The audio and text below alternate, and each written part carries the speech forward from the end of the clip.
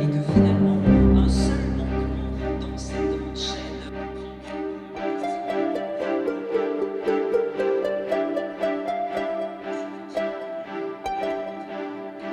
Ces chantiers, et celui de Notre-Dame-du-Port, sont des chantiers qui, pour l'époque, sont exceptionnels. Ce sont des entreprises colossales. Ces chantiers-là nécessitent des moyens financiers, des moyens matériels, des moyens humains. Plusieurs générations d'ouvriers peuvent se succéder sur ces chantiers. Il faut le temps d'acheter les matériaux, de les préparer. Ce n'est pas du ciment de béton, ce sont des pierres de taille. Les sculptures sont des morceaux, des productions exigeantes qui demandent énormément de temps. Alors dans une ville comme Clermont, où ces chantiers, plusieurs chantiers se sont ouverts en même temps, il faut imaginer une ville où des chantiers, ça et là, existent en permanence, une ville en activité.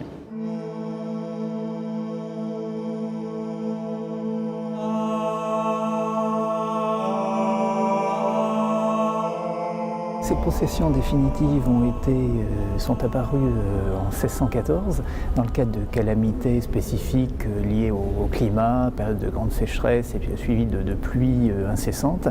Et donc à ce moment-là, on a pris l'habitude de vénérer, évidemment on le faisait régulièrement, la statue de Notre-Dame souterraine, mais à la faveur de vénérations spécifiques, il se trouve que voilà, ces accidents climatiques ont cessé et donc on a pris l'habitude tous les 15 mai, surtout à partir de la fin du XVIIe siècle, il y a eu des processions continues au cours du XVIIe siècle, mais c'est vraiment à la fin du XVIIe siècle que les évêques ont autorisé une procession annuelle le 15 mai pour implorer la Vierge de Notre-Dame souterraine.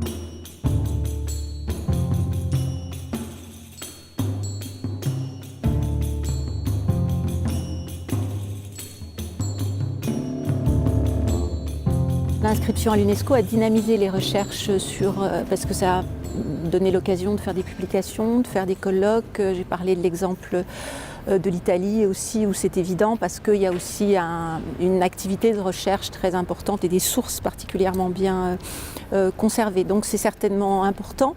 Mais ce que j'ai voulu souligner aussi dans mon intervention, c'est qu'il faut distinguer mémoire et histoire et qu'on ne peut pas considérer que le pèlerinage est resté le même aujourd'hui et il y a des siècles, la signification était différente et il ne faudrait pas que le pèlerin d'aujourd'hui croie qu'il marche sur les pas du pèlerin d'hier.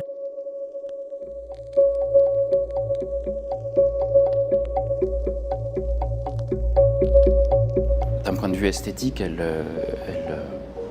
elle dénote par rapport à d'autres édifices moins prestigieux, la richesse de son décor, la complexité de ses volumes, l'homogénéité qui est la sienne malgré tout, malgré des restaurations un petit peu plus tardives. Elle a conservé un écrin qui est en grande partie celui de l'époque romane et une église urbaine comme celle-ci, qui a connu malgré tout peu de transformations, c'est assez exceptionnel. Il y a toujours eu, si vous voulez, des débats entre les différents clergés de la cathédrale et de Notre-Dame-du-Port qui estimaient, ils ont veillé à cultiver cette tradition, le fait que Notre-Dame-du-Port, après la destruction de la première cathédrale, aurait servi de cathédrale de substitution et le clergé local, les fidèles, les paroissiens se sont appuyés sur cette tradition pour faire de Notre-Dame-du-Port un édifice à part dans le paysage religieux clermontois. L'église aujourd'hui, que j'ai regardée en écoutant les commentaires, est extrêmement moderne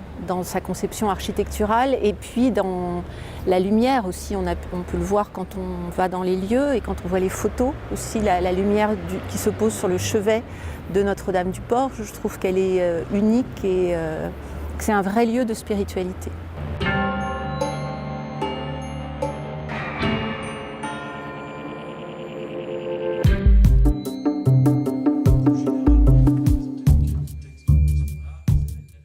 Nous devons la mettre en valeur. Nous avions fait, il y a à peu près 7-8 ans, sa rénovation intérieure. C'est donc aujourd'hui les abords de Notre-Dame-du-Port qui doivent être mis en valeur. Et l'enjeu pour nous, à travers ça, c'est aussi de repenser complètement notre centre historique qui aura besoin, dans les années à venir, d'être rénové pour justement devenir une vraie cité du tourisme et une cité ouverte et capable d'être capitale européenne de la culture.